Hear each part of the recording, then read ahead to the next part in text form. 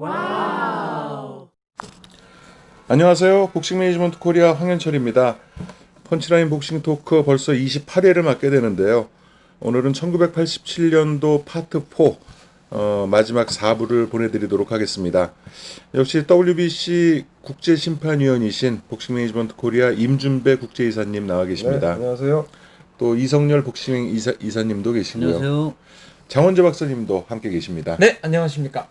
자, 그럼 4부 10월 달부터 한번 들어가 보겠습니다. 지난 시간에 9월까지 이제 경기를 보내드렸고요. 10월 4일에 박찬영 선수가 1차 방어전을 국내에서 갖게 됩니다. 정말 통렬하게 일본에서 KO승을 거두고 타이틀을 따와서 많은 사람들의 관심 속에 1차 방어를 맡게 되는데 도전자가 윌프레도 바스케스였어요. 이 바스케스 선수는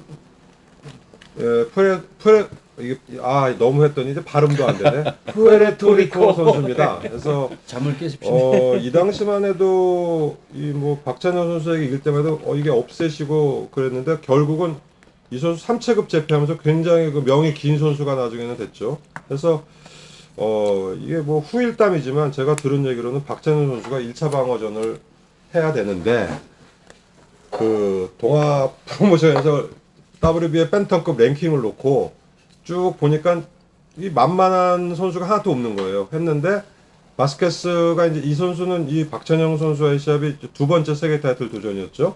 그래서 요 전해 그 WBC 챔피언이었던 로라에게 도전했다가 뭐 다운을 주고받긴 했지만 어쨌든 판정패를 당하고 아마 그 당시에는 이 선수가 스피드가 없는 거를 보고 박찬현 선수가 그나마 무난하게 좀 이길 수 있는 상대가 아니었을까 해가지고 일단 좀 가벼운 마음으로 골랐는데 이게 결과적으로는 뭐 잘못 고른 결과가 됐나요? 뭐 이렇게 됐죠. 그래서 이 시합은 이 기억으로 이제 힐튼 호텔 시합이었죠. 그렇죠. 이전에도 호텔 시합을 많이 했었나요? 이맘때 이제 많이 하기 시작합니다. 네, 그래서 뭐 힐튼 호텔에서 해서 그 당시 제가 뭐 곤투 많이 봤던 어떤 장충체육관이나 뭐 구덕 경기장 이런 분위기하고는 또 틀린 좀 고급스러운 관중 수는 적지만 그 당시에 이제 라스베가스나 아틀랜틱 시티에서 그 표방하던 호텔 그 복싱을 한 거죠. 하고 뭐 시합 전 예상은 박찬현 선수가 판정승 정도 하지 않으리라 생각을 했는데 경기 초반에 잘 끌고 갔어요. 끌고 갔는데 5라운드였나요? 6회전이었나요?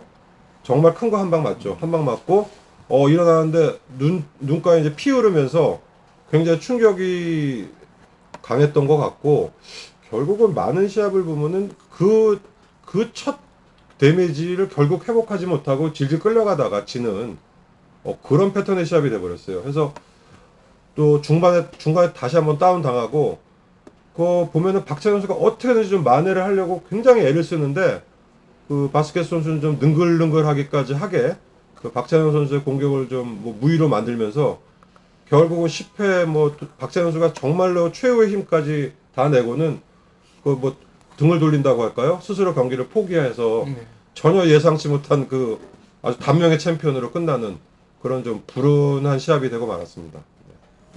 이 경기는 저는 한 4회전, 5회전부터 이게 어디서부터 잘못된 거지? 라는 느낌이 들었거든요. 왜냐면은 지금 이제 말씀하셨지만 윌프레도 바스케스의 전적이 그때 제가 알기로는 지저분했어요. 네, 지저분하고 뭐 네. 이상한 데서 지고 뭐 했고 그러니까 동아 프로모션에서도 나름대로 그나마 손쉬운 상대라고 골랐던 거고 그리고 전적도 그렇게 많지 않았고요.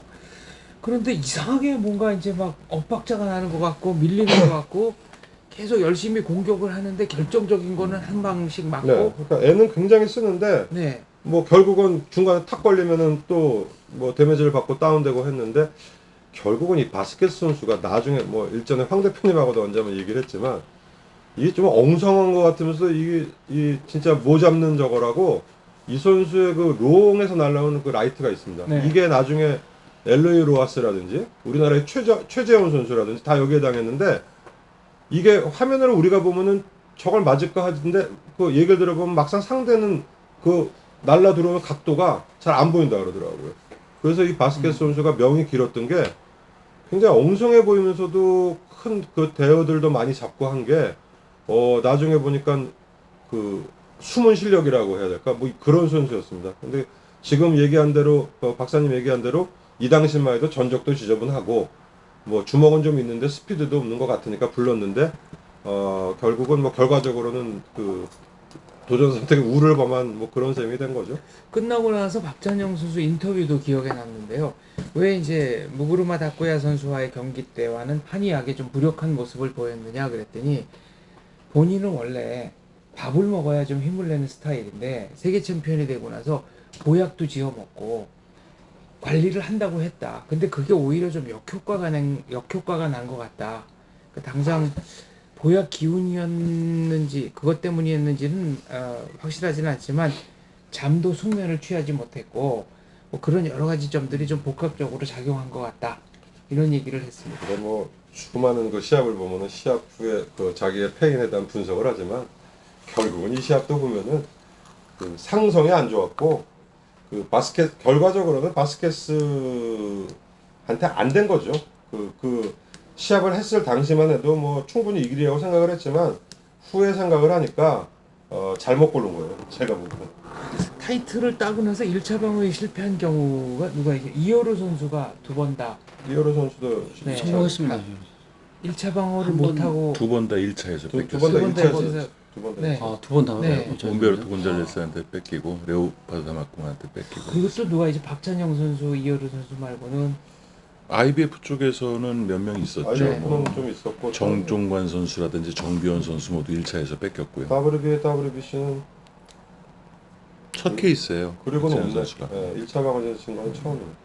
지금 제가 방금 말씀드리려고 했던 부분인데 우리나라 선수 중에 1차 방어에서 패한 선수가 별로 없는데 박찬정 선수 같이 실력 좋은 선수가 어떻게 거기에 그 사실에 당했는지 바스켓 선수의 그 라이트 엉성한 라이트 스트레이트가 너무 강해서 박찬호 선수가 나중에 뭐 동료들 선수들끼리도 대화해서 뭐 그 선수의 주먹이 너무 강하지 않느냐라는 그런 말을 종종 했다고 그러는데 바스켓 선수가 이때부터 이제 본인 실력이 나오면서 세계적인 선수로 이제 쭉쭉 뻗어가는 그런 바스켓에게는 굉장히 행운의 그런 시합이었고 박찬호 선수에게는 조금 그 감량고 예전에도 얘기했지만 감량고에 따른 그 판단 미스라든가 체력 저하 뭐 이런 게 여러 가지 복합됐고 뭐 주먹도 너무 강했고 했기 때문에 뭐 박찬호 선수가 질 수밖에 없는 그 상대를 너무 모르고 시합했던 그런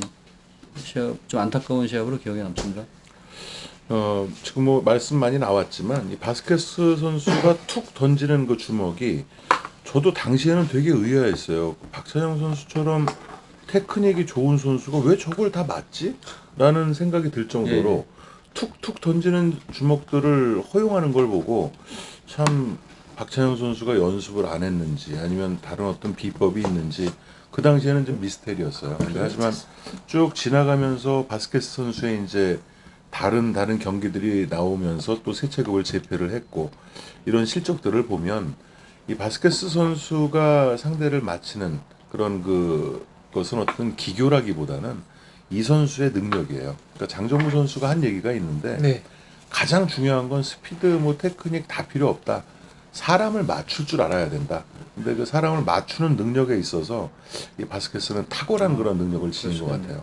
어떤 스피드가 동반된 것도 아니고 정말 절묘한 타이밍에 아무리 빠른 선수도 다 걸리거든요.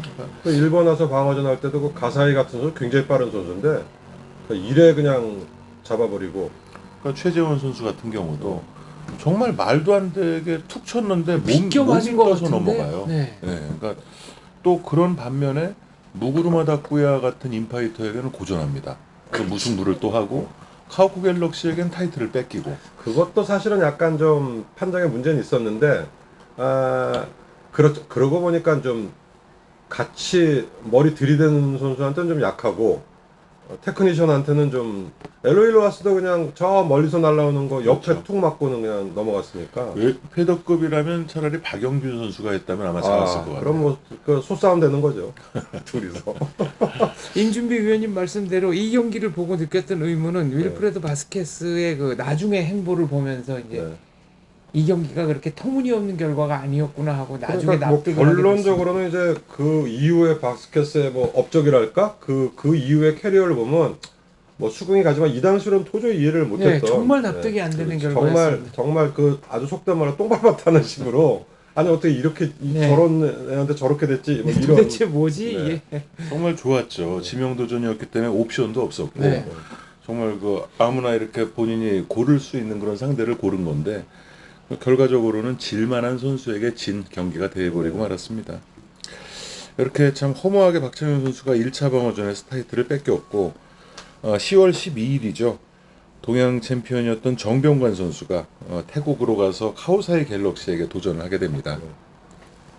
이 정병관 선수 좀 도깨비 같은 선수죠. 그렇죠. 예, 뭐 터무니없이 또 터무니없이 시합을 끝내는 경우도 있고. 어느 시합이었나요? 더블 록다운이요? 어느 시합이었죠? 김기창 선수와 그러니까 동양 타이틀 매치. 그러니까 김기창 선수, 그러니까 이 정병관 선수는 저는 그냥 느낌이 좀 도깨비 같은 선수.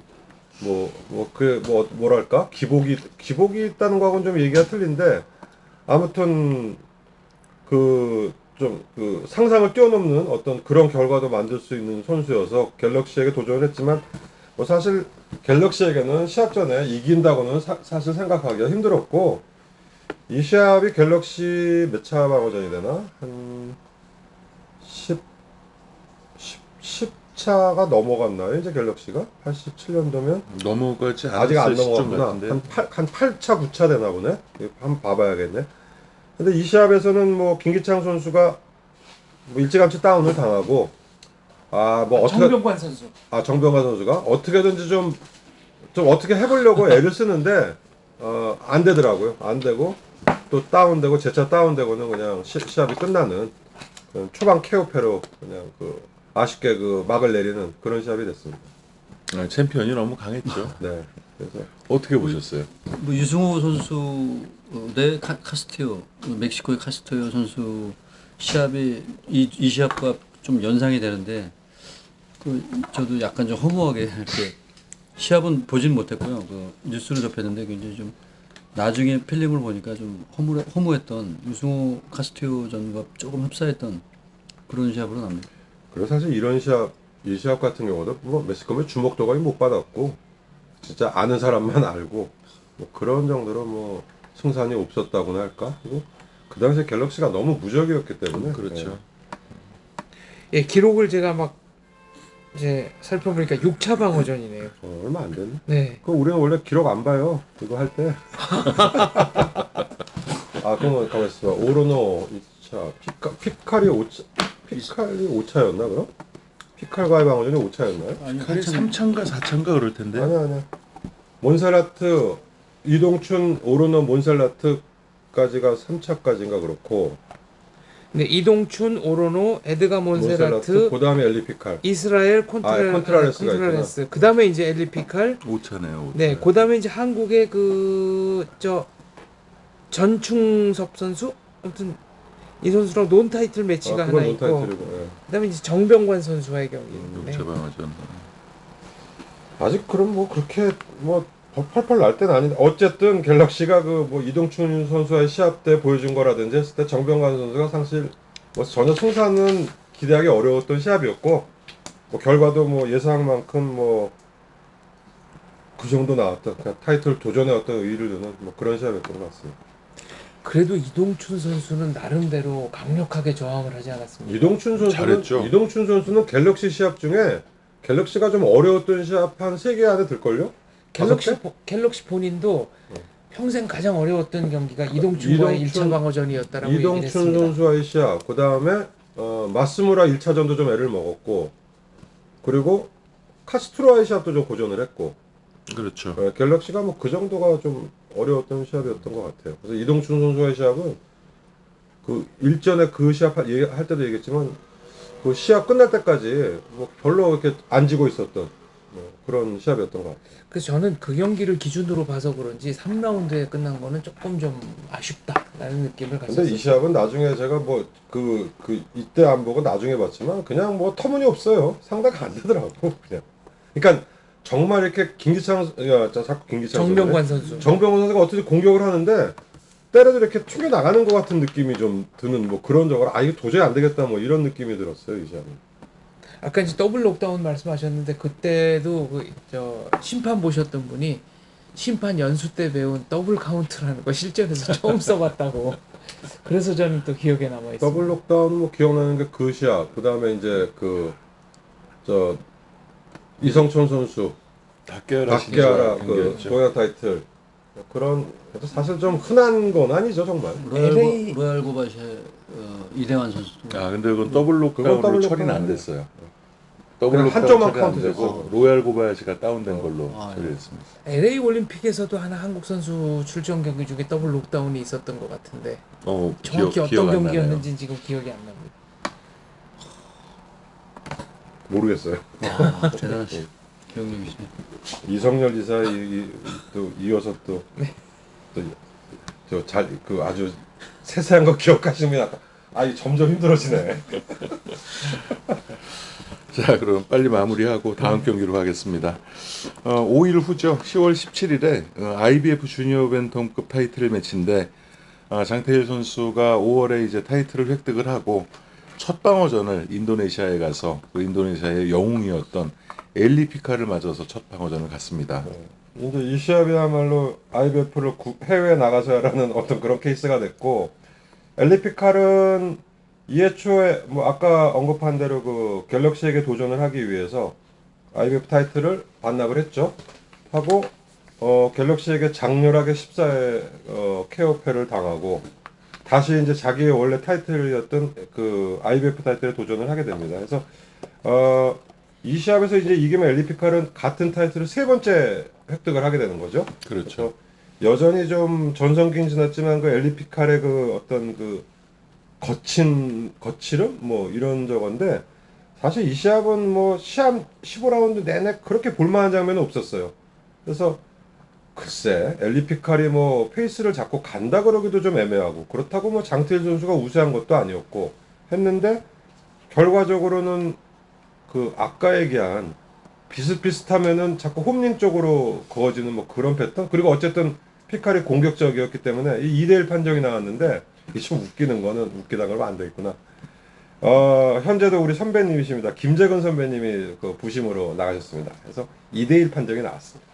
그래서 두 명의 저치는 한 8점 차로 피칼이 이겼는데 우리 김재근 선생님은 한 점 차로 장태일이 이겼습니다. 그래서 2대1이 나왔습니다. 뭐 거기에 대해서 자세히는 더 얘기 안 하겠습니다. 그래서 2대1 판정이 나왔는데 시합 자체는 별 감흥은 없었고 그냥 뭐 피칼이 계속 그 프레셔를 거는데 그렇다고 뭐 유효타가 있었던 것도 아니고 그렇다고 장태일 선수가 뭐 공격다운 공격을 한 것도 아니고 뭐 그렇게 가서 15라운드 판정으로 가고 엘리 피칼이 이제 세 번째 같은 타이틀을 따게 되죠. 그런 시합이었습니다. 어쨌든 장태일 선수도 이 경기를 보면 그 승부를 거는 모습은 보이지 않아요. 그래도 피칼이 워낙 그 저돌적인 선수이기 때문에 판정까지 간 것만 해도 적지에서 그래도 잘 차단을 했다 싶었는데 하지만 이겼다고 볼 수는 없는 그런 경기였고요. 이렇게 타이틀이 이제 하나씩 IBF 타이틀이 정리가 되기 시작합니다. 그리고 11월 달이죠. 라스베가스에서 국내 KO 왕 이제 백인철 선수가 줄리안 잭슨과의 WBA 주니어 미들급 챔피언 결정전에 출전을 하게 됩니다. 이 시합은 이제 원래 타이틀 주인은 그 아주 강자였죠. 마이크 맥컬럼이 타이틀을 갖고 있었는데 미들급으로 올라가면서 우리 백인철 선수에게 이제 그 기회가 온 거죠. 맥컬럼 선수가 미들급으로 갔나요? 넌 어디로 가? 네, 주니어 미들급에서 미들급으로 한 체급 올라갔죠. 어디로 갈까? 그럼? 어디로 가야 됩니까? 그 세계 타이틀 도전했나요? 미들급 챔피언도 했잖아요. 나중에 맥컬럼이? 어. 해글러 이겼나요? 왜 이러세요? 아니 정말 라이트 헤비급까지 그 세 체급을 아니 그 미들급에서 누구를 이기고 그러면 챔피언 되죠? 87년도 4월에 레너드가 헤글러를 이깁니다. 그리고 레너드가 은퇴를 하면서 타이틀이 다 공석이 돼요. 반납을 하고 그래서 맥컬럼이 미들급으로 월장을 하고 자, 백인철에게 기회가 옵니다. 순부 칼람베에게 도전을 했다가 집니다. 판정으로 졌죠. 예. 그래서 1패를 당했는데 2차전에서 이깁니다. KO로 판정을 이깁니다. 그렇습니다. 하여간 어쨌든 이 시합이 이제 뭐 역사적 의의를 따지면 그 이날 이제 메인 경기는 차베스의 그 라이트급 세계도전이었어요. 로자리오였죠. 이 시합이 WBA는 처음으로 채택된 12라운드 경기였어요. 그래서 메인 경기도 12라운드로 진행이 됐는데 어차피 이 경기를 먼저 했기 때문에 이 경기가 최초의 12라운드 세계 타이틀 매치가 되고 같은 날 프랑스에서 버지릴이 시합을 했는데 그것도 12라운드 경기로 진행이 됐는데 공식적으로 이 시합을 최초의 12라운드 시합을 그렇지 않아요. WBA가 네. 그 이제 87년 초에 86년 7년 초에 그 안토니오 에스파라고사 타이틀을 12라운드로 인정을 해줍니다. 근데 그러니까 이때 왜 그랬냐면 그러니까 이제 IBF도 15라운드로 고수를 해왔잖아요. 고수를 해왔는데 보비 치즈 그 경기 때는 네. 그 슬로우단 카카르와 경기할 때 첫 12라운드 승인을 해주는데 12라운드로 많이 하고 있기 때문에 12라운드로 원할 때는 12라운드 승인을 해줬어요. IBF에서 이제 보비 치즈는 계속 12라운드 경기를 그러면은 했습니다. WBA에서는 이게 처음이 아니고 에스파라고사 그래서 처음 경기는 이 경기가 아니고 그 안토니오 에스파라고사와 스티브 크루즈 그 경기가 첫 12라운드 경기가 됐어요. 그러면은 그 이후에 깔란베이하고 마크리 같은 것도 15라운드를 했으니까 아이란 바클리랑 순복 칼란베이도 그 12라운드. 15라운드. 그거 마지막 15라운드. 그건 마지막 15라운드. 그게 마지막 네. 15라운드고 첫 12라운드는 안토니오 에스파라고사랑 스티브 크루즈. 그러면은 그럼 보비 차콘이랑 그게 그건 마지막 마지막이에요. 15라운드 그건 아닌가요? WBC. WBC는 WBC 그건 마지막. WBC의 마지막. 네. 로 알고 있는데 그렇지 않아요. WBC의 마지막 15라운드 경기는 장정구 사파타 2차전입니다.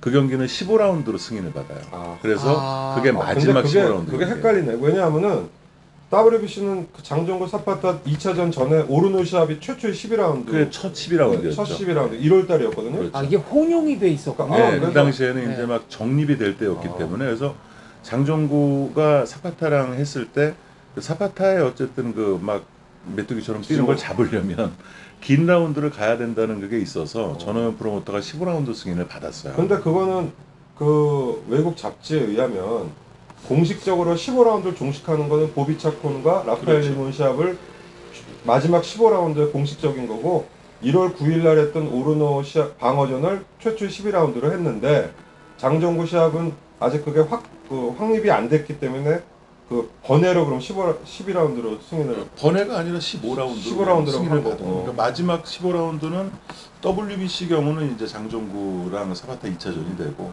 WBA는 아이란 바클리와 순복 칼란베이가 아이란 바클리 순복 칼란베가 마지막인데 그래서 나는 백인철 쿨리안 잭슨을 11라운드 최초로 했는데 그러니까 이 백인철 선수와 줄리안 잭슨의 경기는 이제 이때부터는 모든 걸 12라운드로 한다는 그러니까, 그 시작이었고 예. 하지만 첫 12라운드는 안토니오 에스파라고사랑 스티브 크루즈 그거는 경기고요. 그러면은 3월 달인데 그렇죠. 그러면 병행을 했다는 얘기네? 그렇죠. 그리고 그 후에도 계속 에스파라고사의 방어전은 12라운드 승인을 해줍니다. 에스파라고선 계속 그리고 IBF도 보비치즈의 방어전은 계속 12라운드 승인을 그러네. 해줘요. 보비치즈는 그 이유가 왜 그랬냐면은 카카르하고는 15라운드를 했는데 슬로우단 카카르랑도 12라운드를 12라운드였나? 그래서 왜 그렇게 됐냐면 그러니까 어차피 이때 막 3대 기구 통합전하고 로이드 허니건이 이제 도널드 컬이 이길 때도 12라운드 경기였잖아요. 네, 12라운드. 근데 12라운드를 하다 보니까 IBF건 WBA도 12라운드를 할 수밖에 없었고 그렇게 되다 보니까 뭐 해글러라든지 타이슨 경기 이런 거 통합전에서 12라운드를 하다 보니까 의미가 별로 없는 거예요. 아니, 그러니까 이게 헷갈리는 게 그런 시합은 또 다 KO가 나가지고 그렇죠. 그런데 또 일찍 끝나게 그리고 되는 에스파라고스와 스티브 크루즈는 마지막 라운드 KO네. 12라운드 KO니까. 그러니까 보비 차콘 대 리몬도 이게 제가 이제 기억하기로는 마지막 15라운드 매치로 그렇죠. 알려져 있는데 그러니까 이게 또 15라운드에서 승부가 뒤집히잖아요. 10초 남겨놓고 그래서- 초 남기고. 그래서 참 아이러니컬하고 드라마틱하다고 그 기사는 나왔었는데 네. 그거 이게 지금 정확하게 지금 따져보니까 이게 황 대표님 얘기대로 그 이후에도 뭐 정밀한 기사는 아니었네. 그 그리고 그 당시에 그 시합 사실 그 기사는 미국에서 난 기사라 한국에서 뭐 사파타하고 장정구가 별 번외로 15라운드를 받았는지 그렇죠. 뭐 그런 뭐 저거가 있고 하니까 좋은 거 배웠습니다. 역시 대표님이네. 아이고. 아무튼 이제 정밀하게 정리가 이거 됐습니다. 아는 사람 많지 않습니다. 아무튼 뭐 이 시합은 이제 백인철 선수가 워낙 또 우리로서는 그 기대를 모았고 그 우리나라는 그런 거 있습니다. 그 잭슨 맥컬럼한테 2회 한번 KO 당한 적 있어. 그 페드로사 사무라한테 뭐 이에 킬패 당한 거지. 거기에 우리한테도 공포심이 엄청나요. 그런 게 있을 거야. 그래서 잭슨도 물론 하드 히터고 굉장히 그 체격도 좋지만 그 맥컬럼한테 KO 당한 그 씬을 보면 백인철도 충분히 찬스가 있지 않을까? 뭐 이렇게 예상을 했는데 이 시합 보면은 이래 이제 첫 다운을 금방 뺏기죠. 그렇죠. 그리고는 백인철 선수가 이상하게 서둘러요. 괜히 그 뭐 이제 그 다운에 대한 부담과 뭐 미국링이라는 뭐 그런 부담 때문인지 평소에 그 좀 느긋하고 이런 게 아니고 굉장히 서둘러 들어가다가 오히려 카운터 맞고 로프에서 또 데미지 받고 그다음 간단하게 그냥 3회 KO를 물러나면서 좀 허망하게 예상보다 훨씬 허망한 그런 패배가 되는 그런 시합이었어요. 첫 큰 주목을 허용하고 이 시합은 길게 끌수록 내가 나한테 불리하겠다라는 이제 생각이 든 것 같아요. 그래서 이제 백인철 선수답지 않게 막 들어갔어요. 서둘러서 들어가다가 그래도 백일천 선수가 맷집이 좀 그렇게 좋은 줄은 몰랐습니다. 그 줄리안 잭슨의 그런 주먹을 맞고 그런 식으로 버틸 수 있는 그 본토 선수들도 많지는 않을 텐데 어쨌든 백인철 선수가 주먹만 뭐 펀치력만 좋고 뭐 그런 게 아니라 맷집도 상당히 좋았던 걸로 그렇게 기억합니다. 그렇게 따지면 사실 잭슨 시합은 KO가 되게 상대가 그 감전되듯이 쓰러지는 게 많은데 그래야 되는데 그렇죠. 그나마 백인철 그렇죠. 선수는 굉장히 뭐좀뭐 나름 뭐 잭슨은 주로 기절시키는데 그나마 백인철 선수는 KO패지만 뭐 그런 꼴은 안 보였는데 어쨌든 이 시합은 미국 원정전이지만 나름 기대가 좀 있었던 시합이었고 다른 시합에 비해서는 그래도 좀 가만히 있지 않을까 했는데 역시 본토링에서 뭐 이긴다는 게 상당히 또 어렵다는 3라운드까지 거를. 굉장히 잘 싸웠던 기억이 나요. 그러니까 막 그 다운되고는 막 몰아붙이고 몰아붙이면서도 잭슨도 좀 당황하는 뭐좀 해보려고 표정도 잠깐 하고. 있었고 했는데 뭐 유효타를 잘 못 맞추고 아무래도 뭐 이렇게 되다 보니까 3회 KO패가 뭐 되면서 다른 선수 같았으면 뭐 1라운드 말미 정도에 이게 끝났을 시합인데 백인철 선수가 3라운드까지 굉장히 잘 싸웠던 것 같아요. 그래서 사실 이게 뭐 이후에 이제 이승순 선수도 계속 되지만 유난히 미국 링에서는 참패를 당하는 경우가 많다 보니까 그 미국에서의 어떤 한국 선수에 대한 평가가 굉장히 극전직하는 네, 그래서 김상현 선수도 뭐 그랬고 뭐 했으니까 딴 선수보다도 유난히 우리나라 선수 빨리 잡는 것 같은 좀 경향도 좀 보이는 것 같았고 되게 뭐 그거는 김득구 선수 이후에 그렇게 되지 않았나요? 그 영향도 있죠. 뭐 그 영향도 있는데 하여간 우리나라 선수가 좀 없어 보였는지 하여간 유난히 좀 빨리 잡아버리고 뭐 그러더라고요. 사실 그렇죠. 백인철 선수도 그냥 선수가 아니라 KO율이 어마어마했기 때문에 그렇죠. 미국에서도 그래도 혹시 하고 했는데 결과가 이렇게 나버리니까 그래서 이승순 선수도 그렇게 빨리 스톱된 게 아닌가 싶기도 해요. 이제 뭐 근데 그 당시에는 일본 선수도 비슷하게 취급을 받았어요. 그렇죠. 그러니까 일본 선수도 좀 가면 스톱이 좀 빠른 분위기인데 요즘은 이제 일본은 그냥 일본이 말이에요. 지금 일본이 그 탄생시킨 세계 챔피언이 90명이에요. 90명. 근데 이때까지는 아마 우리나라가 적었을 걸? 비슷하든지 IBF를 치면 우리가 좀 더 많았고. 그래서 IBF 포함해서 우리가 많았는데 사실 이 이후에 우리나라 물론 이제 90년대까지는 많이 이제 챔피언 양산을 하지만 90년대 중반 되면서 거의 챔피언이 뭐 명맥이 최영수, 끊어졌죠. 지인진, 네. 조인주 이러고 끊어지는 대신에 일본은 뭐 그때부터가 2000년대 이제 들어서면서 뭐 매년 대여섯 명씩 나왔다 사라졌다 동시에 하니까 6명, 7명. 그 굉장히 이제 격차가 벌어진 거죠 일본하고는. 잠깐 번외 얘기를 했습니다. 예. 백인철 선수는 국내에서 거의 무적이었고 연속 KO승을 거둬서 미국 쪽에서도 이제 상품성 테스트를 하기 위해서 이제 논타이틀 매치를 한번 하러 가잖아요. 잘못 골랐죠 상대를. 신매니언과의 경기였죠. 근데 그 경기도 10라운드 내내 힘 한 번 못 써보고 이제 판정패한 경기인데 그 시합은 상대를 잘못 골랐다고 생각해요. 근데 그때도 그 필립을 보지 않고 전종만 보고 골랐는데 가보니까 상극이었다라는 얘기를 그러니까 했지 않습니까? 일제에도 한번 그 말씀드렸는데 그 당시에 이제 그 명단에 올랐던 게 플랭크 플래처, 뭐 제임스 하드록 그린, 그다음에 션 매니언 뭐 이런 식으로 올랐는데 이렇게 보니까 이 백인인데다가 KO율도 안 높고 그 프랭크 플래처나 하드록 그린은 정말 뭐 난타전 하는 그런 선수니까 이게 좀 안전하지 않을까 근데 이게 이 매니언이라는 선수가 뭐 나중에 맥걸럼한테도 KO를 안 당하는 내구력이 아주 좋고 디펜스 좋고 그렇다고 뭐 딱히 주먹은 없지만 이렇게 정통파 예, 복서, 오소독스. 백인철로서는 오히려 네. 하드로크리나 플래처처럼 들어온 선수하고 맞받아치는 찬스가 있었지. 한국으로 치면 정상도 선수. 매니언 선수는 이게 상극이 된 거죠. 정상도 선수보다 좀 세련된. 매니언? 네. 그러니까 첫 번째 상대성이 안 좋은. 미국 원정 상대를 그야말로 강타자와 붙었더라면 그러니까.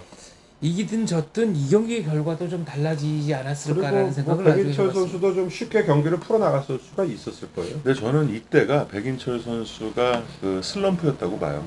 그러니까 86년도에 그 트로이 워터스랑 정말 고전 끝에 졸전하고 판정승하고 그건 진 경기 아닙니까? 진경기죠. 그 냉정하게 얘기하면 네. 그리고 정상도 선수와의 경기와도 냉정하게 봤을 때 이겼다라고 얘기하기가 좀 어려워요.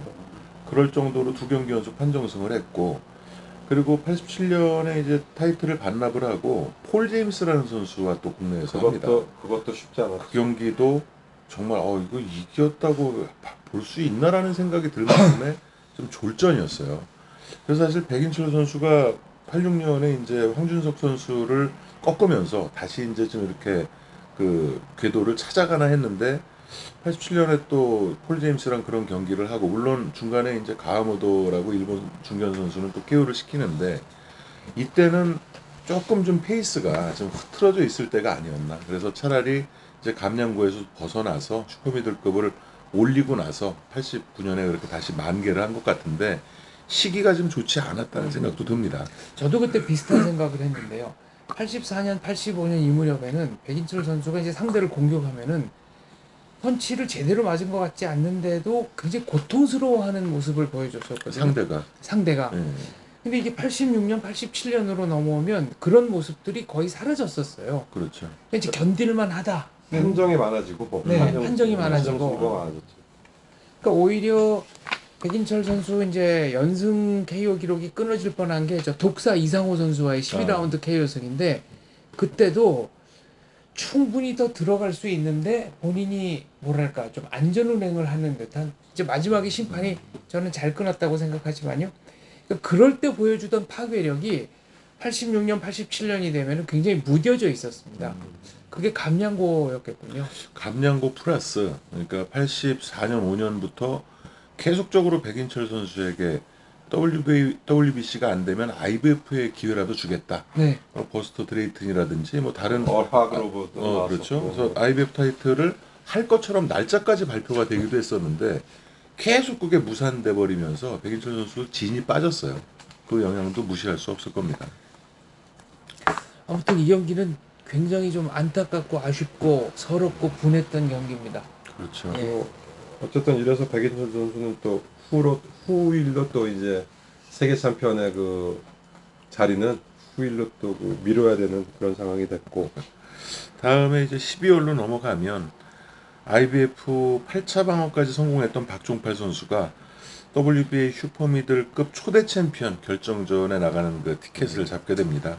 그래서 멕시코의 헤수스 가야르도와 초대 챔피언 결정전을 벌이게 되죠. 네, 그래서 슈퍼미들은 또 이 체급에 또 이 과연 슈퍼미들이 필요한가 안 필요한가의 논란을 불러일으켜서 만들었는데 WBC는 초대 챔피언 결정전도 변칙으로 하죠. 그렇죠. 그래서 그 슈가레이 레너드하고 도니 라렌드의 그 라이트 헤비급 타이틀 매치를 2체급 슈퍼미들급 초대 챔피언 결정전과 뭐 하는 이상한 뭐 변칙을 했고 어쨌든 WBA는 뭐 형식을 갖추고 초대 챔피언 결정전이라고 시드를 박종팔 선수한테 주었는데 이 가에르도 선수가 이 거의 무명이었어요. 그래서 뭐 KO 그 당시에 한 19승 17KO?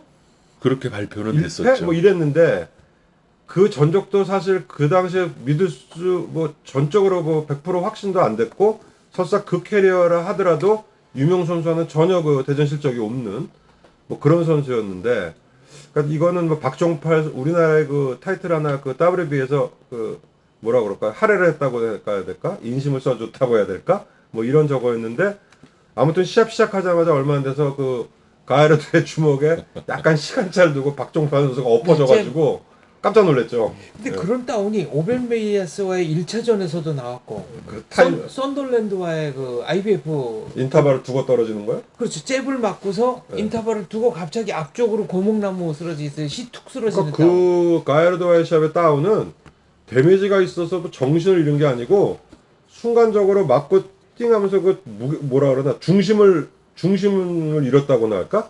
근데 하여간 그 굉장히 좀 인상적인 장면에서 앞으로 엎어지는데 네. 깜짝 놀랐죠. 뭐 하지만 박종만 선수가 바로 일어나서 반격을 해가지고 바로 다운을 도로 또 되갚아주고 뭐 2라운드 시작되자마자 뭐 이미 가에르도는 그 1라운드에 뭐 힘을 다 쏟은 것처럼 네. 기진맥진해서 또 2라운드 그 피니시는 또 굉장히 쇼킹했죠. 맞고 그 가에르도가 약간 그 신장이 긴 선수가 이렇게 휘면서 뭐 로프에 완전 뭐 휘면서 또 그 스톱이 걸리는 어쨌든 짧지만 아주 강렬한 뭐 시합이었어요. 예. 네, 이것도 이제 구티 에스파다스와 박찬희 선수와의 경기와 이제 좀 병치가 되는데 같이 부산이잖아요. 부산에서 네, 부산에서 했고 먼저 다운 당한 다음에 1라운드에 2번 다운 시키고 그다음에 2라운드 들어서서 한 번 네. 더 다운 시켜서 끝낸다. 요 패턴이 비슷했고요. 2라운드에 들어간 그 훅은 턱의 한 가운데를 정말 정확하게 때렸던 그리고 기억이 피니시는 아주 인상적이었던 게 가에르도가 그 쓰러지는데 버티려고 하면서 몸이 휘면서 네, 그리고 로프에 예, 걸쳐서 로프에 이제 걸치면서 뭐 하여간 했는데 하여간 짧지만 재밌었어요. 재밌었고 근데 이게 이제 시합 보고 야 이게 그 소위 WBA 메이저 그 레이블의 그 주류의 그 기구의 초대 챔피언 결정전에 저게 슈퍼미들의 초대 챔피언 결정전에 그 나와야 되는 선수인가 그 가에르도가 근데 아마추어 경력이 대단히 화려하다. 뭐 이런 그거 잘 얘기도, 모르겠는데 네. 그 당시에 슈퍼미들의 그 미국세는 굉장히 그 나름 강한 선수들이 많았거든요. 미들에서 올라가고 라이트에서 내려오고 근데 그런 선수를 뭐 배정해 준 거는 그냥 애따 하나 그냥 타이틀 하나 일단 한국에 갖고 가라는 거로밖에는 그 이해를 못 하겠더라고요 그 당시에. 근데 이게 또 이제 아까 말씀하신 그 임 의원님 말씀하신 WBC 슈퍼 미들급 그 초대 챔피언 네. 결정전과 병치가 되는 게 그게 제 기억으로는 라이트 헤비급과 슈퍼 미들급 두 체급 타이틀 네. 매치를 한 경기에 한 네, 거잖아요. 같이 한 거예요. 네. 그러고 나서 끝나고 레너드가 이기니까 이렇게 손가락 5개를 피면서 내가 5체급 챔피언이 됐다는 표시를 했거든요. 그렇죠. 네. 근데 아니 한 경기가 2체급 타이틀 매치로 승인받는 게 과연 가능할까라는 생각을 저는 그때 그러니까 했었고 그 당시에도 그 말도 안 되는 얘기였고 비난을 많이 받았는데 그거는 어떻게 보면 이제 레너드의 그 네임밸류 때문에 그렇게 해준 건데 사실 뭐 말도 안 되는 얘기죠. 말도 안 되는 얘기였고 그래서 어쨌든 이 박종팔 선수는 또 우리나라의 또 그 WBA의 그 어떤 혜택을 받고 또 초대 챔피언에 뭐 오르게 됩니다. 네. 근데 비난은 좀 받았지만 그 레너드가 그 시합을 이겨서 두 책을 레너드에게 준다라는 그 의미는 그 어떤 사람도 거기에 대해서 그렇게 크게 그게 저거예요. 헌스가 4체급을 하고 이제 5체급을 서로 체급 싸움에 이제 그러니까 슈가 들어갔으니까. 레너드가 자기가 한 체급 더 빨리 먹었다. 더 먹었다 이거의 어떤 의미를 두고 아마 그런 식으로 해서 비즈니스 했을 것 같고 헌스가 이제 미들 뭐 라이트 헤비 하고 그다음에 미들을 하면서 4체급 재패를 하니까 그러니까 레너드는 한 방에 이제 2체급을 해서 5체급 재패를 했다 뭐 이런 건데 쉽게 얘기하면 뭐 블랙잭에서 더블을 거는 거죠. 뭐 그렇게 네, 뭐 텐이와 텐을 받았을 비유가 거예요. 맞는 건지 모르겠고 어쨌든 뭐 그 흥행 싸움이죠.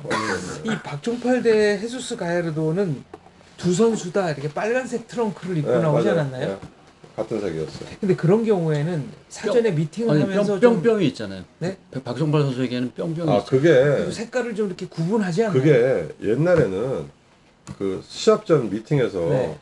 너 무슨 색 입고 가? 너 무슨 색 입고 해서 그 너 무슨 색입니다. 그럼 같은 색이면 특히 우리나라 70년대 흑백 TV 때 같은 빨간색 입으면 버린 거. 그 이렇게 회색으로 보이거든 둘 다 구별이 안 돼요. 그러니까 그때는 까망, 하양 이걸 구별을 했어요. 했는데 요즘은 추세가 그냥 자기 멋대로더라고. 그러니까 뭐 세계 타이틀 매치 가도 똑같이 검은 트렁크에 검은 슈즈 신고 나오고 그리고 이제 요즘은 글러브도 자기가 좋아하는 브랜드 끼잖아요. 그러니까 그런 게 뭐라 그러나 자율화가 됐다 그러나 그래서 70년대만 해도 챔피언이 흰색, 도전자가 좀 짙은 색 이런 관리가 뭐 있지 그런 않았습니까? 식이었고 일단 같은 색일 때는 도전자 쪽에서 물러나야 돼요. 바꾸는 네, 걸로. 바꿔야 되고 했는데 그게 뭐 언제부턴가 그 우리 지금 요즘 현역 시합도 보면은 요즘 젊은 친구들은 까만 트렁크 좋아해. 그러니까 다 까만 트렁크 어느 날은 다 까만 트렁크를 입고 나오는 거예요. 야, 이게 타이슨의 영향인가요? 그래서 그 옛날에는 그저 구별을 했는데 지금은 이제 거기에 대한 뭐 제약이나 이런 건 없고 없더라고요. 2007년 8년도까지는 국내 시합할 때도 그 미리 경기 전한 일주일 전에 네. 검사부에서 그걸 봤습니다. 해서 이 출전 선수가 중복되면. 있으면 팬티 색깔이 뭐냐 해가지고 홍코너 먼저 물어봐서 뭐 깜정색이다 하면 청코너가 깜정이면 바꿔라고 해서 얘기가 됐었어요. 그러다 2009년도 이후에 이제 협회가 여러 개로 갈라지고 하면서 국내에서는 이제 완전히 자유화가 됐습니다. 지금은. 아 그러면 같은 색깔로 나와도 시합을 상관없어요. 외국도 마찬가지예요. 외국도 옛날에는 그 트렁크 색깔 저거 했는데 지금도 WBC 룰 미팅 할 때 보면 트렁크 색깔은 물어봐요. 물어보는데 그냥 물어보더라고. 참고로. 공식상으로. 네. 그 글러브 색깔은 어떻게 되나요? 글러브 색깔은 그러면 아까 얘기한 대로 브랜드를 자기가 원하는 걸 끼워도 돼요. 세계 타이틀 매치는. 그래서 뭐 이쪽은 레이스 뭐 끼고 멕시칸을 껴도 이쪽은 위닝 끼고 어떤 놈은 그러니까 이쪽은 그란트 끼고 기구에서 인정하는 글러브면 상관이 없어요. 공인 그러면 다 돼요. 그러니까 가서 보면 이쪽 놈은 에베레스트 끼고 이쪽은 그란트 끼고 하고 이쪽은 위닝 끼고 예전에 우리나라 선수들 같은 경우에 그 문제 갖고 좀 민감했던 부분이 있었던 그 것 저번에 한번 일본 갔더니 멕시코 애가 위닝을 끼고 일본 애가 레이스 끼고 그러고 하더라고. 반대네요. 근데 일본만 하더라도 아직까지는 그러고는 같은 브랜드고 색깔만 좀 틀리는 거를 갖다가 그 뭐라 그러나 권장을 하고는 있는데 뭐 이상 저 유별 남는 놈들은 특히 뭐 미국 링은 지금 뭐 시합 보면 다 틀리잖아요. 그러고 그렇죠. 자기 스폰 해주는데 자기 손에 그립이 맞는 그러브 뭐 그런 걸로 끼고 있더라고요. 자, 이렇게 박종팔 선수가 WBA 초대 슈퍼미들급 챔피언에 오르게 되고요. 그리고 일주일 후입니다. 이제 장정구 선수가 드디어 이제 14차 방어 아시아 최다 신기록을 향해서 방어전을 갖게 되는데 상대가 이시드로 페레스입니다. 자, 이 시합이 저는 개인적으로는 그 87년도 시합 중에는 가장 그 비중이 큰 시합이라고 생각을 했는데 이시드로 페레즈는 그동안 뭐 그 장정구 선수가 토레스라든지 몬티엘 또 뭐 같은 해 했던 핀토 뭐 여러 선수 뭐 호르에 카노 여러 선수와 강화를 했지만 이시드로 페레스는 그 여태까지 했던 멕시칸과는 또 다른 레벨의 그 주먹도 있고 또 움직임도 뭐 토레스처럼 그런 느림보가 아닌 그 스텝도 있고 체격 조건도 좋고 그래서 지명방어전을 맞이하게 됐는데 물론 우리의 장정구 선수가 그때까지만 해도 그 절대적인 강자로 그 평가를 받았기 때문에 뭐 질이라는 생각은 안 했지만 굉장히 어려운 시합이 될 거라는 그런 예상은 했던 시합이었고 막상 시합이 시작되고 1라운드 시작되자마자 다운을 당했죠. 당하면서 아 이게 어려운 싸움이 이제 되는구나 했고 중간에 뭐 우세했던 적도 있지만 또 몰리는 장면도 있었고 특히 또 눈부상이 굉장히 심하게 돼가지고 정말 악전고투를 했고 이 시합에 대한 판정은 뭐 굉장히 논란을 많이 불러일으켰죠. 그렇죠. 네, 그래서 어떻게 보셨어요, 황 대표님? 저는 뭐 홈링이고 하기 때문에 무난하다라고 볼 수는 없지만 그래도 장정구 선수가 방어는 했다고 봤습니다. 이게 장정구 선수 생애 첫 다운이죠. 아니죠. 그 전에 녹다운 당한 적이 있나요? 저는 기억이 없는데요. 다운을 됐던 적이 없는 것 같아요. 예, 저는 이게 다운 생애 첫 기억은, 다운. 예, 다운 기억은 네, 없어요. 예. 토레스하고 기억하고. 시작해서 그러고 하면 닦이는데 그건 다운을 안 쳤고. 네, 그건 슬립 다운으로 이제 저기 됐고. 근데 이 경기도 1라운드에 다운당한 다음에 좀 정신없는 모습을 보였고 장정구 선수는 나중에 주먹이 나오는 걸 못 봤다.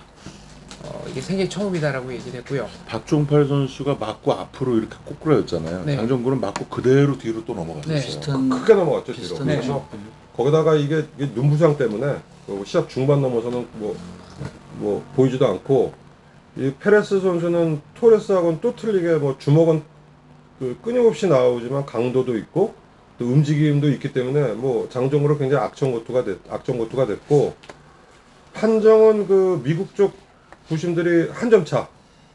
장정구의 한 점 차를 했고 그 일본의 그 부심만 한 3점, 4점 차로 이제 장정구 선수 약간 더 넉넉한 점수를 줬는데 전반적으로는 뭐 장정구 선수 뭐 복싱 개업 이래 최대 고전이 되었던 시합이었죠. 그래서 3라운드까지는 굉장히 힘들었던 거로 기억하고요. 중반엔 좀 몰아붙였어요. 네. 그래서 중반에 이제 장정구 선수가 뭐 가드도 내리고 막 공격하는 네. 모습도 보이고 그러니까 관중들이 아 이제 됐다. 이제는 뭐 안심해도 된다라고 열광적인 성원을 보냈던 기억이 납니다. 그리고 경기 끝나고 나서 이제 이시도르 페레스 선수가 장정구 선수한테 인사를 하러 라커룸으로 갔는데 그때 그 관계자들이 지금 인사받을 만한 상황이 아니다. 왔다는 거는 전해주겠다라고 돌려보냈다는 일화를 제가 들었습니다. 부상이 좀 심했고 이 시합 끝나고는 글쎄 그게 판정에 대한 불만이었는지 아니면 여태까지 장정근 선수가 보여준 시합 중에 가장 어려운 졸전이어서 그런지 몰라도 좀 관중 속에서 야유도 꽤 나왔고 뭐 그랬던 기억이 있는 것 같아요. 이성률 선님은 어떻게 보셨어요? 예, 뭐 전반적으로 장정구 선수가 조금 한 점 정도 줬다, 한두 점 정도 줬다라는 뭐 많은 사람들의 그런 의견이 있는데 그 장정구 선수의 위대함을 이 시합에서 다시 볼 수 있었던 건 그렇게 심한 1라운드에 그런 다운을 당하고도 어떻게 다시 또 장정구 선수 특유의 그 현란한 복싱으로 1, 2, 3라운드를 잘 견디고 중반부터는 자기 페이스를 좀 조금씩 찾아가면서 점수를 조금씩 만회하면서 뭐 한두 점 졌다고 손 치더라도 장정구 선수 이런 컨디션으로 이런 큰 주먹을 가진 선수와 그 마지막 라운드까지 그리고 대등한 시합을 또 했다는 거는 또 장정구 선수의 또 다른 천재성을 또 다시 보여줬던 그런 시합이었던 것 같습니다. 그러고 보면 참 그 멕시코에서 타이틀 뺏으려고 무던히 애를 썼어요. WBC 라이트 플라이급은. 그렇죠. 네, 그래서 이시도르 페레스는 뭐 이 시합 이후에 이제 내년에 그 다시 또 새로 창설되는 그 세계 제4회 기구 WBO에 호세대 선수 그 지죠.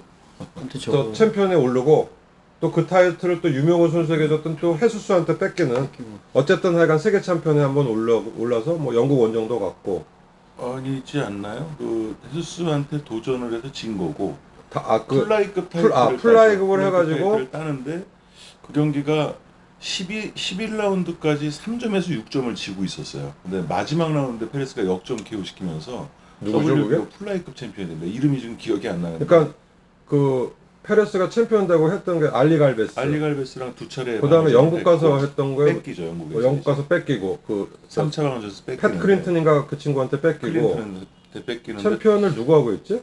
이름이 지금 기억이 앙헬 로자리오하고 했나? 로사리오예요. 앙헬 로자리오하고 했겠다. 12라운드 마지막 라운드 역전 KO를 재밌었- 그 앙헬 로자리오 얘기가 나왔으니까 근데 그 앙헬 로자리오 WBO 슈퍼플라이급 타이틀 매치 호세 루이즈라는 선수하고 하는 시합인데 이거 참 구하기는 어려운데 야 그 시합 한번 보세요. 정말 그 1라운드부터 그 끝날 때까지 정말 치고받고 난리납니다. 그거. 그래서 그 앙헬 로자리오라는 선수가 있었는데 슈퍼플라이 쪽으로 왔다 갔다 했던 선수였는데 흑인 선수인데 그 선수 시합은 하여간 세계 타이틀 매치 안에서는 정말 모든 시합에 다 난리를 칩니다. 네, 참고적으로 말씀드렸어요. 장정구 선수가 페레스를 어렵게 꺾으면서 그 아시아 최초로 14차 방어의 그런 신기원을 이루게 됩니다. 그리고 이제 2주 뒤죠. 87년의 마지막 타이틀 매치인데 이승훈 선수가 IBF 주니어 패더급 타이틀 3차 방어전을 갖게 됩니다. 사실 이제 IBF를 국내에서 불허를 했고 다 거기 이제 동의를 했지만 이승훈 선수는 2차 방어전을 끝내고 WBA, WBC 쪽으로 이제 그 도전을 할 예정이었는데 그 경기가 취소되고 연기되면서 IBF의 3차 방어전을 국내에서도 승인을 해주게 돼서 호세 사나브리아를 상대로 3차 방어전을 갔습니다. 이 선수가 WBA나 C에 그 체급의 세계 랭커 선수 아니었을까요? 이 사나브리아 선수는 네. 그동안에 이승훈 선수가 IBF 챔피언 되고 맞이하는 선수 중에 가장 강적이었고 예, 그래서 굉장히 이 선수가 베네수엘라계였나요? 국적이 그쪽이었을 베네수엘라였던 것 같은데 아무튼 남미 쪽 선수. 미국 링에서 정확히 봐야 미국 링에서 시합을 많이 해서 뭐 스티브 맥크로리 그다음에 그 루이시토 에스피노자하고 허리 스니드 뭐 이런 선수들을 이기고 그런- 실질적인 세계 랭커였어요. 그리고 그 84 문성길 선수가 했던 게 누구죠? 미국 아마추어 대표? 그래 로버트 셰넌 로버트 샤넌도 이 선수가 이겼어요. 프로에서. 그래서 그 이승훈 선수의 시합 전에 뭐 스티브 맥크로리라든지 베네수엘라 맞고요. 네. WBC 10위였네요. 당시. 그래서 이 스티브 맥크로리 그다음에 허리 스니드 이기고 그 로버트 샤넌 이기면서 이제 WBC에도 랭킹에 들었고 WBA는 3위였어요. 그러니까 상당히 그 미국 쪽에 레벨 있는 선수들한테 승리를 거두고 실질적으로는 이승훈 선수가 지금까지 IBF 챔피언에서 맞닥뜨렸던 상대 중에 가장 강한 상대였어요. 이 사나브리가. 그리고 이 선수는 후에 IBF 챔피언이 되죠. 그러니까 같은 88년도에 체급으로, 같은 체급으로 예. 된. 그래서 이승훈 선수가 내놓은 타이틀을 갖고 후에 그 챔피언이 돼가지고 뭐 유럽 쪽에서 방어전도 몇 번 하고 상당히 좀 까다로운 그 카운터형의 선수인데 주먹은 그렇게 뭐 KO는 높지 않았지만 상당히 까다로운 스타일이었어요. 까다롭기도 했지만은 좀 정통 복싱 선수 중에 굉장히 고급 복싱을 했던 선수로 네, 기억이 그래서 나는데 이 시합은 뭐 이승훈 선수가 승리를 했지만 뭐 맘 놓고 이긴 경기는 아니었죠. 그래도 분명히 이겼던 이기긴 시합이었던 것 같습니다. 이겼는데 그 상대 레벨만큼 굉장히 긴장감이 예. 굉장히 그 예, 시합 그래서 끝날 때까지도 사나브리아 선수는 또 오랜만에 IBF 도전자라서 나름대로 굉장히 수준 높은 선수가 왔고 또 그에 걸맞게 뭐 나름 수준 높은 경기를 벌였던 양 선수 모두 정말 고급스러웠던 시합을 했던 그 깔끔하고 깨끗했던 고급스러운 그런 시합을 했던 시합으로 박사님은 이 시합 어떻게 보세요? 기억이 그러니까 남습니다. 이때는 그 광고 카피가 뭐였냐면은 이때만 해도 IBF 타이틀은 이제 주가가 많이 떨어져 있는 그렇죠. 상태였잖아요. 그러니까 도전자는 세계 3대 기구 세계 랭커다. 그렇죠. 이거는 WBA, WBC 타이틀 매치에 준하는 정도의 수준이다. 그리고 그만한 실적이 또 있었으니까. 네. 그래서 그 문성길 선수에게 그 졌던 미국 국가대표 로버트 샤논도 이 선수한테 지면서 프로에서 이제 좀 세계가 멀어지면서 꺾이는 뭐 그런 적이었고 이 선수는 글쎄 저는 이 선수의 시합은 이승훈 선수의 시합보다는 그 이후 IBF 챔피언이 돼서 유럽에서 그 뭐 벨카스트로 선수와 했던 시합 그런 게 더 기억에 남는데 상당히 까다롭고 날카롭고 예리하고 좀 그랬던 선수고 그나마 이승훈 선수니까 뭐 그 정도로 저걸 했지 오히려 그 전형적인 코리안 스타일 그 막 인파이팅하고 이런 스타일은 굉장히 그 좀 고전했을 그런 선수인데 그 이승훈 선수가 같은 테크니션으로서 뭐 해서 뭐 완승이라고 하긴 뭐하지만 뭐랄까 지지 않았던 시합. 무난한 승리 뭐 이 정도의 넉넉하게 이겼다고 봤습니다. 무난한 승리. 이제 이승훈 선수가 이 경기는 코 이듬해인가요? WBA 타이틀에 도전하는 게 C죠. WBC WBC, 네, 사라고사와 요 다음 해죠. 그렇죠. 이게 마치 이제 전초전 같은 분위기로 그렇게 간 거예요. 치러졌었고, 예, 그렇게 그렇죠. 한 거예요. 그리고 요때 느꼈던 뭔가 일말의 아쉬움이 사라고사와의 경기에서 또 반복된 느낌이 들었는데요. 뭔가 주먹에 도끼가 빠졌다. 그리고 네, 이 사라고사가 정말 어려운 선수예요. 그 선수가 네. 참 외모도 좀 이상하고 하지만 그 선수가 글쎄 나는 그 평가를 잘 못 받지만 참 어려운 게 사라고사하고 페다급의 그 마누엘 메디나 이 둘은 참 어려운데 또 상대적으로 그렇게 평가는 별로 못 받지만 참 멕시칸의 그 제사의 스타일이죠. 그래서 그렇죠. 그 멕시칸에서는 다니엘 사라고사 굉장히 존경받는 그러니까 선수 중에 이 하나입니다. 사라고사 복싱에 우스워 보여도 이게 쉬운 복싱이 아니에요. 이게. 근데 저는 지금도 이승훈 선수와의 무승부, 박찬영 선수의 판정패 이거 두 개 다 홈링에서 한국에서 했잖아요. 이거 지금 88년으로 그 얘기 네. 88년에 이제 나오니까 너무 앞서갔네요, 예, 제가. 그때 한번 네. 자세하게 얘기를 어, 좀 해보도록 어쨌든 하겠습니다. 이래서 그 87년도에 그 정말 27개면은 세계 타이틀 매치. 월 평균 2개 반 정도, 2개, 3개씩 했다는 얘기인데, 그렇죠. 그러면 뭐 한 주걸로씩은 세계 타이틀 매치를 보고 앉아 있었다는 얘기네요. 정말 행복했던 시합. 정말 이때가 전 세계에서 한국이 미국 다음으로 세계 타이틀 매치 개최를 많이 했던 때일 겁니다. 87, 8, 9가 그렇습니다. 그러니까 이때는 이 고마움을 모르고 그냥 넣어놓고 봤던 시절인데 돌이켜 보면 정말 그 풍요롭던 복싱으로서는 굉장히 풍요롭던 시절이었고 언젠가 다시 이런 정도의 그 세계 타이틀 매치를 할 수 있는 날이 우리나라에 올까요? 지금 일본이 이후로 이제 강대국이 됐는데 이런 식이었나요? 2010년대. 일본은 이거보다 더 이거보다 많아요. 더 많아요. 더 많았는데 일본도 약간 요새 세가 꺾이고 그 상대적으로 지금 간판으로 나왔던 선수들이 많이 빠지고 그러다 보니까 지금 이제 무라타하고 이노우에가 그냥 버티고 나가는 정도인데 일본도 지금 한 3, 4년 전보다 세가 좀 죽었죠. 일본도. 근데 이제 뭐 걱정이 코로나예요. 코로나19가 빨리 종식이 되든 어떻게 뭐 해결이 돼야 각국의 프로복싱이 좀 활성화가 될 텐데 뭐 세계 챔피언들이 미국에서나 정말 소수의 선수들만 방어전을 간간히 가질 뿐이고 일본에서는 아예 지금 세계 타이틀은 엄두를 못 내고 일본은 있거든요. 지금 일단 그 교구찌가 10월달에 예정은 돼 있는데 이노우에도 라스베가스에서 네. 예정은 돼 있습니다. 그러니까 뭐 라스베가스는 가능할 거예요. 근데 이제 그렇죠. 일본 내에서 교구찌는 이제 태국 선수 하기로 돼 있는데 정말 어디까지나 예정이고 어떻게 될지 모르고 또 플라이급의 그 일본의 유망주 나카타니가 그 선수는 뭐 세계 챔피언이 되리라고는 보는데 계속 지금 타이틀 매치가 연기되고 8월 달에 했다가 이제 무기한 연기가 돼 버렸는데 저도 뭐 지금 1년에 뭐 3번, 4번 정도 해외로 심판을 나가는데 올해는 그냥 쉽니다.